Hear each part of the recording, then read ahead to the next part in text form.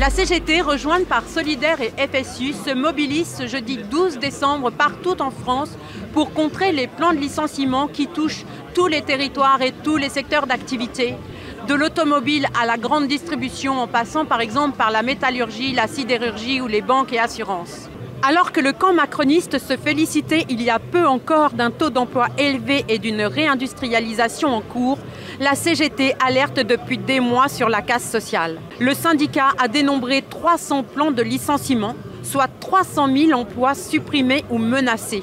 Aujourd'hui, des grandes entreprises telles qu'Auchan, Michelin, Valeo, Bosch, mais aussi des entreprises de taille plus modeste et des sous-traitants s'apprêtent à licencier. Tandis que la France se cherche un nouveau gouvernement, des fonctionnaires qui se mobilisent en faveur d'un budget à la hauteur des besoins, mais aussi des cheminots qui dénoncent le démantèlement du fret ferroviaire, se sont joints au cortège parisien. La situation, elle est dramatique. Il y a 6 mois, on appelait déjà à l'urgence qu'il y ait un plan contre les licenciements, des moratoires contre les licenciements dans l'industrie. On a des entreprises qui versent des dividendes et qui captent de l'argent public, qui continuent à licencier. Donc on demande au gouvernement d'avoir un plan de rupture avec ça, de faire aussi des assises de l'industrie. Ça fait des années que c'est la politique de l'offre qui est mise en place et qu'il n'y a aucune protection de l'industrie, il n'y a aucune protection des services publics. La stratégie industrielle, elle est simple, c'est de réduire l'empreinte industrielle du groupe en France. On la voit en ce moment avec la cession de la branche santé grand public que tout le monde connaît sous le nom d'Opella, qui va concerner 2 sites, les sites de Lisieux et de Compiègne. On a plus récemment aussi, au mois de juin de cette année, la cession des 3 sites de distribution, de Croissy, de Saint-Loubès et d'Amilly.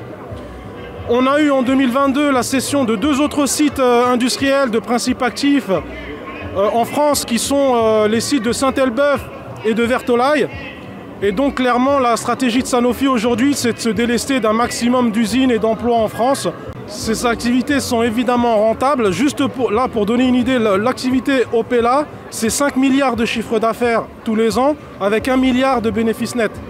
Depuis environ 5 ans. Depuis environ 5 ans, on a plusieurs milliers d'emplois qui ont été supprimés dans toutes les entités industrielles, la recherche et la distribution. En 10 ans, Sanofi a touché 1 milliard d'aides publiques. Voilà. Rien que 300 millions, c'est juste pour l'aide pour financer la recherche sur le vaccin Covid. Vaccin Covid qui est arrivé en retard et qu'ils ont finalement réussi à produire, qui leur a permis de garder ces 300 millions.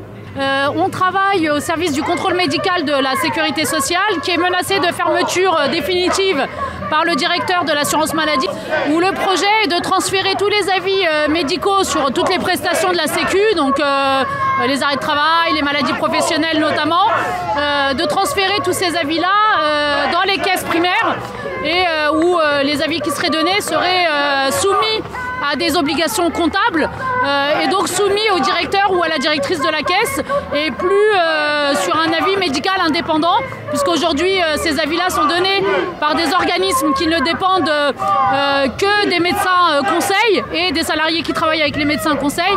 Et là, ils dépendront des caisses avec la houlette du directeur ou de la directrice de la caisse qui dira « Ah bah là, il y a trop d'arrêts maladie, donc tu vas me donner des refus parce que là, sinon, je ne vais pas rentrer dans mes chiffres qui me sont donnés, qui me sont demandés par le gouvernement. » Donc il y a 7200 salariés à peu près qui sont concernés dans toute la France et le projet, qui est d'une brutalité énorme, est censé s'appliquer dès le mois d'avril.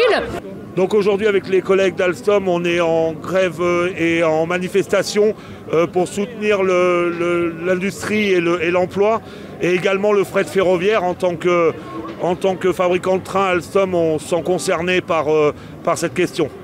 On exige que le gouvernement qui va bientôt être mis en place mette enfin en application qu'il faut une politique industrielle, qu'il faut des services publics et il faut que l'argent public serve au bien commun.